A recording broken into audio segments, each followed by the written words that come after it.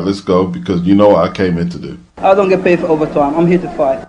I was surprised by the size difference. Leigh Wood is 5'7", and they're trying to say Josh Warrington is 5'7". There's just no way. No way.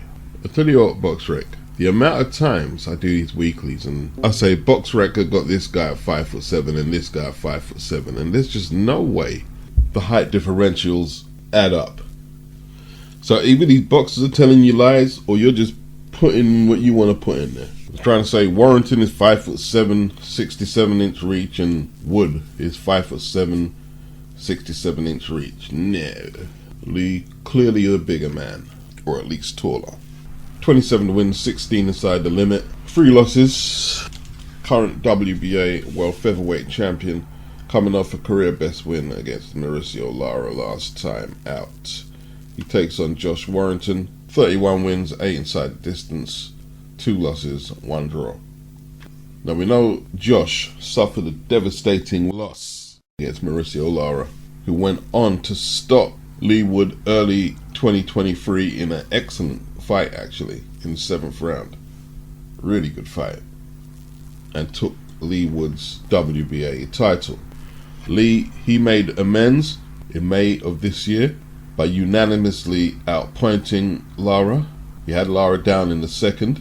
Lara, he lost the belt on the scales after he came in extra heavy at the check weigh-in, and the British Boxing Board of Control deemed it unsafe for him to make weight at the official weigh-in.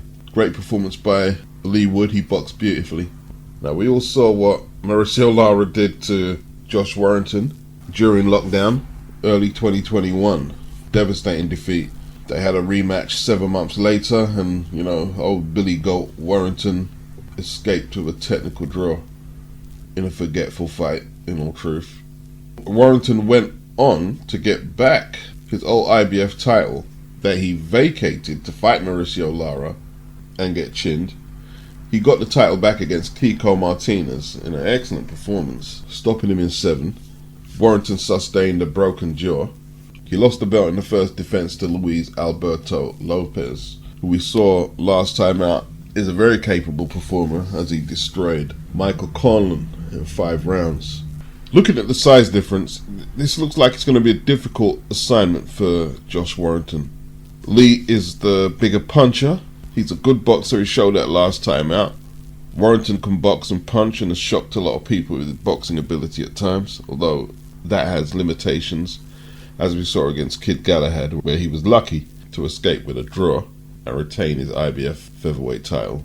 They picked what they're calling a neutral arena, the Sheffield Arena. But how far is Sheffield from Leeds in comparison to Sheffield to Nottingham? Sheffield not that far from Leeds, I'm sure. But anyway, neutral it is.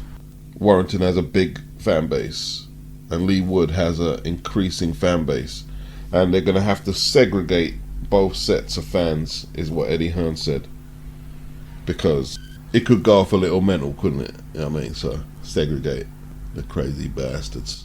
You just said split down the middle. I mean, we were just saying before, you know, it's a football crowd. Yeah. Are you going to segregate it? Oh, Can you do that? Yeah. I mean, genuinely segregate. Yes, 100%. Yeah. If you Josh's tickets that he's selling will be on one side and Leigh's the other. Now, if you're a neutral, you have got to decide where you want to sit. That's the same in football, isn't it? You know, if you go, you get a ticket. It's never been done before, though, has it? We did it in. What did we do it in? We did it in Frampton? Frampton. Right. Okay. Yeah. They did it in Frampton. I didn't realise that. That was at the Manchester Arena. 2016. I'm more interested in this fight than I was. I'm hearing that Joe Cordina is interested in taking on the winner. So that would mean the winner jumping up to Super Feather, providing Joe Cordina still has the belt after these two do battle in Sheffield. And that's what boxing needs to do. It needs to keep momentum. Yeah, we got this fight here, and if the winner of this fight over here wins, he's going to take on the winner of this fight here. These big long gaps where the champion defends and then we're waiting around for whatever's going to happen. Now, things can always change, but at least have that continuous momentum in place. Because maybe Cordina unifies a strap rather than that. But at least he's got something in place. Too much inactivity in boxing. Callum Smith, what can we say? I've got a call later with Callum Smith because it's just a disaster, really. You know, boxed August 20th last year on the Usyk card. Then he was supposed to fight Stepien in March, and then obviously pulled out of that fight. And then thought, I'll go straight into Beterbiev, and then he pulls out. And they're saying he won't be ready till January or February. So he has to fight, really. Could we slot it on August 12th, maybe, or certainly the September card? But he does really need to fight before the Beterbiev fight. You don't want to be out 15 months and then go into that fight. No. So Callum hasn't fought since August last year, I believe, where he blasted out his French opponent spectacularly.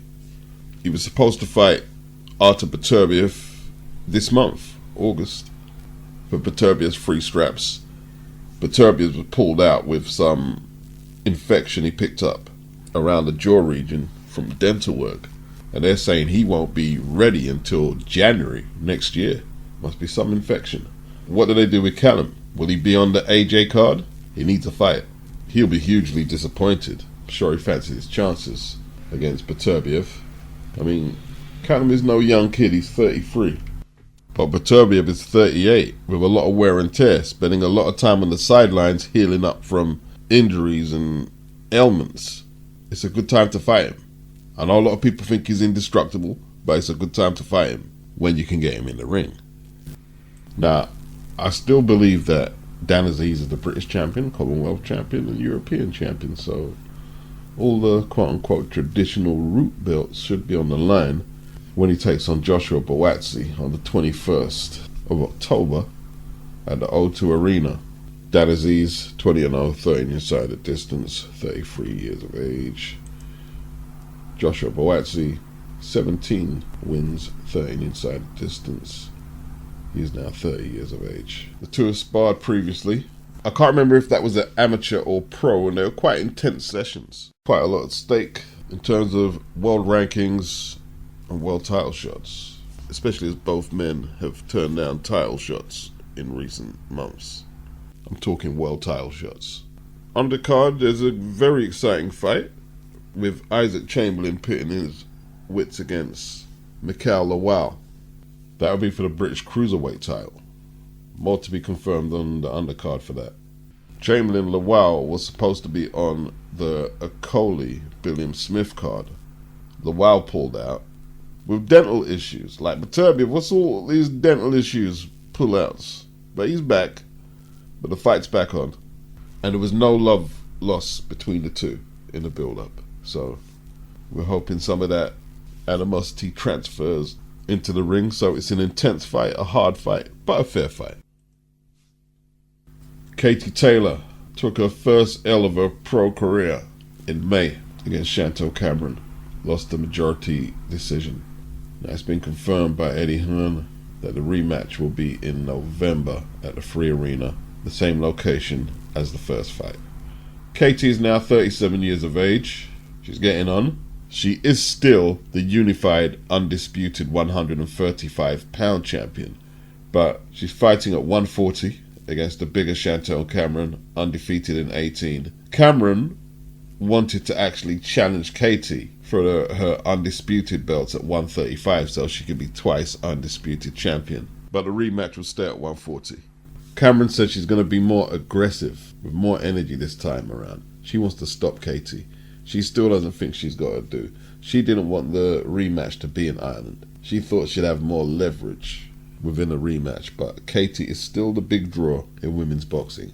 But Chantelle, if she can defeat her here, she will be out of the clutches of any demands of Katie Taylor. For some reason, her and Jamie Moore wanted the fight to be somewhere else. But, you know, you go to the Free Arena, you sell the arena out.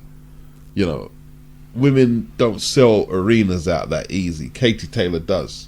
You've got to jump on Katie's ship, take what Katie's got, and then you can build momentum from that. I mean, where's she going to fight? Northampton? That's where she's from. There's no major arenas or pro infrastructure that can deal with boxing on that level. She's no youngster herself. She's 32 years of age. I think Katie's got a massive task ahead of her, but I can imagine all she's been doing is eat, sleep, and think revenge. Her life basically is all about boxing. That's all she focuses on. All the other things attached around the event, I get the impression she's not too impressed by that. She just wants to fight. All not well with the Charlo twins. Apparently their wives were fighting at the weigh-in of Spence Crawford. Jermell, he caught the sweet hands from Caleb. It was recorded as well. Jermell, he said, "This is one of the frustrations of being a twin. To all you casual boxing fans, I did not get slapped nor pushed, nor did I push that lady at the fights for doing her job. Please stop tagging me. I'm locked in and focused on greatness. Coming September the 30th. Follow me while I take H-Town to the top." Now, you could clearly hear him throwing shots at his brother in that tweet. A lot of smoke between the two brothers. You have a feeling there has always been a simmering rivalry. Let's hope it doesn't spiral out too far. Can he beat Canelo? I'm not saying he will, but yes, he can. He can beat Canelo. Canelo's had a lot of hard battles, fought many a tough fight. I favour Canelo to win, but I feel it would be very competitive. I don't think it's going to be this one-sided dismantling like a lot of people have it. I think that's a ridiculous assessment. To be honest, I got it at 50-50, swinging it slightly in Canelo's favour because of the experience he has. Let's move on to other issues. I want to fight the junior middleweight champions, the so-called the best. Hold up. Isn't it embarrassing for the middleweight champion of the world to be calling out junior middleweight champions? Well, junior middleweights is only 5 to 6 pounds away from middleweights. I mean, junior middleweights always been middleweights. Come on now, Larry. 15 years ago, they didn't have junior weight classes in boxing. It was welterweight, middleweight. Come on. All right. Catching a bit of a flashback there, back to 2003. Larry Merchant was always a source of frustration to me because either he didn't understand the product that he was commentating on, or he was trolling. Bernard Hopkins at this stage was undisputed middleweight champion. His biggest win up to that point was against Felix Trinidad. His only loss at that point was to Roy Jones. He's undisputed champion. He's fought all the people he can fight at 160. The most lucrative opponents he can fight whilst this interview with Larry Merchant was taking place are at the division below him. Oscar De La Hoya, Winky Wright, and possibly Shane Mosley. Light middleweights. That was a way more attractive division than middleweight at the time. And like Bernard said, well, what do you want me to do, Larry? Just having light and middleweight attached to their names means they're basically middleweights. This is an old man, Larry Merchant. He does realise that before 1962, there was no light middleweight world title fights. Why wouldn't he call out Oscar De La Hoya, who he fought eventually? Why wouldn't he call out Winky Wright, who he fought eventually at light heavyweight, bizarrely? His biggest win at the time was against Trinidad. That's the win that put Bernard Hopkins on the map, undisputed middleweight champion. What weight class did Felix Trinidad come from, where he was most successful? Welterweight, then light middle. Who were Marvin Hagler's best wins against? Or not best, let's say most popular wins. Thomas Hearns, where did he come from? Welterweight, light middle. The John the Beast Mugabe fight for Hagler was a huge fight. Most of Mugabe's fights were at light middle. Who's the man who ran the division before Hagler? Carlos Monzon. What was one of his more popular wins? Jose Napoles, the undisputed welterweight champion. He also defended the middleweight title against Emil Griffiths, a welterweight champion, who became the first light middleweight champion in the history of the sport. An elite, full-size 154-pounder will likely end up fighting at middleweight. It is what it is. I don't want to hear all this. Charlo is jumping up 2 weights. Yes, he's jumping up 2 weights, but a lot of people are saying it in a way that it's this insurmountable jump. We're dealing with a 6 foot, 73-inch reach, 154-pound champion who's actually bigger than a high percentage of good middleweight champions, modern day and latter day. He's basically fighting at a weight that he probably couldn't have made, let's say, pre-1983. That's around the time when the same day Wayne was no longer a thing. It's basically a middleweight moving up to super middle. That's what this is. It's not really a light middleweight moving up to super middle. It's not. And anyone trying to make out it's more than that, you're full of it. Or you just really are ignorant to a semblance of basic historical knowledge. Sugar Ray Robinson, it says here he's 5'11". He had a 72.5-inch reach. And he always looked pretty tall when you look at the old footage in comparison to his opponents. And 5'11" was pretty tall for a middleweight back then. But prime Ray Robinson at 160 was weighing in at 157 on the same day weigh-in. When he challenged Joey Maxim for the light heavyweight title, he weighed in at 157. Same day weigh-in. That's 3 pounds above the light middleweight limit. He has the size advantage. He has the size advantage in terms of leverage on Canelo, reach. He's got bigger legs than Canelo. He's got huge legs. When you think he's sparring light welterweights? No, he's used to sparring light heavies, middleweights. Jermell, if I've been calling him Jamal, apologies. Jermell is a career light middle so far. He's jumping up for the first time in his career, 33 years of age. Same age as Canelo, who turned pro at 140. Now, how old was he? About 15 or 16 when he turned pro? So we have to take that into consideration. But his first real established weight was welter, then light middle. So all this Canelo is bigger. No, nonsense. The only advantage he has in terms of size is he's used to fighting bigger guys in the pro ring. But even then, he put a rehydration clause on Kovalev and was beaten unanimously by Bivol. He maxes out as an effective fighter at super middle, bottom line. So Roy said that Eubank wasn't willing to relocate to Florida to train with him. I didn't believe that as the sole reason why they split. They look pretty tight. And somebody actually put up a quote on Twitter about Eubank saying Roy will be his last trainer, meaning he's going to end his career being trained with Roy. Well, Bomac is in the corner for the upcoming Smith rematch. He's had quite a few trainers now, Eubank. There's Bomac, Roy Jones. There was the guy with a Latin name who trained him for the James DeGale fight. His dad's been in there. Adam Booth. I think he had one fight against Spike O'Sullivan. Ronnie Davis, his old man's old trainer. It's a lot of trainers. I don't believe it ended all roses with Roy. It might not have been the worst split, but I don't believe it was all roses. How are you going to say that this is going to be my last trainer for life and then it ends like that after one defeat? Are they hoping that Bomac being attached to Terence Crawford, the pound-for-pound best boxer in the game, is going to have some knock-on effect that Chris will benefit from? I don't know how that works. Liam Smith used to be trained by Joe Gallagher. He's now with Joe McNally. They're the only two coaches I know he's had in a 15-year pro career. So there's more stability there. Liam split with Joe Gallagher around 2021.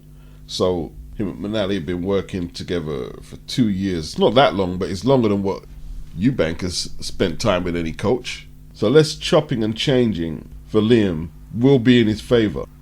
Joe, relatively young trainer at 40, former pro boxer himself. He trains the likes of Josh Taylor, Liam Smith, and Gary Cully, who got sparked by Jose Felix on the Cater Taylor card this year in an upset. He's now training with him. Once again, another fighter takes a loss and jumps training camp straight away. It's just a regular occurrence in boxing right now.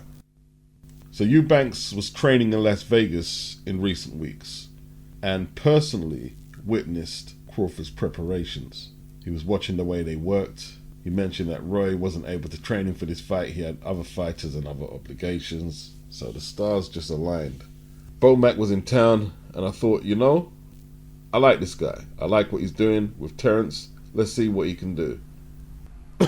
Funnily enough, Derek James, post-fight, Crawford and Spence, he got on a plane to England, and Bomac's getting on a plane to England. Although I think him and Chris are still in Vegas right now, but September's creeping up. So we'll have to get on that plane. Now, I'm going to assume that the visa for Bomac has been sorted out, or why bother hiring him? But he was talking about citizenship. He likes the UK. He wants to get citizenship over here. But the man's got gun charges, previous, I'm guessing, drug charges, driving charges, child support cases that he needs to be expunged off his record.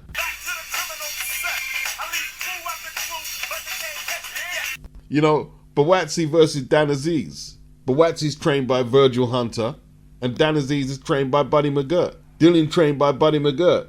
AJ trained by Derek James. Eubank trained by Mcintyre. Callum Smith trained by Buddy McGirt. Lawrence Okoli, Tyson Fury, Ben Whittaker, Sugar Hill. It's gone crazy out here. This trend of British fighter, American trainer was popularised by Lennox Lewis. After he lost to Oliver McCall, he went over to the trainer, the architect behind Oliver McCall's victory, Manny Stewart, who he stayed with until he retired. And after that, I'll probably say Amir Khan, you know. Amir Khan. After he lost to Brady's Prescott, mind you, Lennox was with an American trainer before Emmanuel Stewart. He was with Pepe Correa.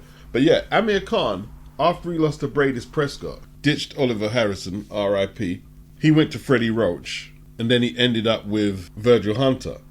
Why did he leave Freddie? Because he was getting banged up in the gym, and he lost to Danny Garcia. Then he went to Virgil Hunter. Bomac was his last trainer. He went with Bomac after Bomac trained Terence Crawford to beat his ass, and his last fight was with Amir Khan, and Bomac was in the corner. So yeah, it's Lennox Lewis and Amir Khan really who popularised that.